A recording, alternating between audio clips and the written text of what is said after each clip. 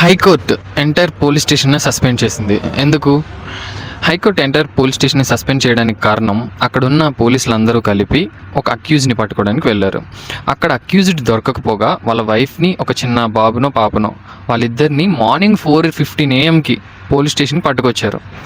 ఇది వాళ్ళు కేసు వేశారు.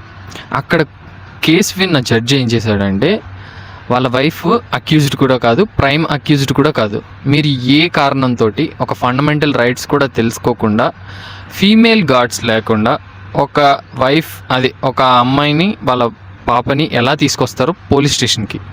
That is not the way you should handle conditions అని కోర్టు తీవ్రంగా మండిపడింది అండ్ ఎంటైర్ పోలీస్ స్టేషన్ని సస్పెండ్ చేయడం జరిగింది.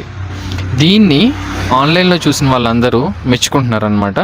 ఎందుకంటే మరీ ఇంత ఫాస్ట్గా కోర్ట్స్ అయితే ఎక్కడ రియాక్ట్ అవ్వవు, అయినా ఇంత సీరియస్ అయితే తీసుకోవు. బట్ ఇప్పుడు మొత్తం పోలీస్ స్టేషనే సస్పెండ్ చేశారంటే పాపం అక్కడ ఆ ఏరియాలో ఉన్న ఇష్యూస్ని వేరే పోలీస్ స్టేషన్కి తరలించాల్సి వస్తుందేమో. దీని మీద మీ ఒపీనియన్ కమెంట్ చేయండి. Follow for more videos. Thank you for watching. By.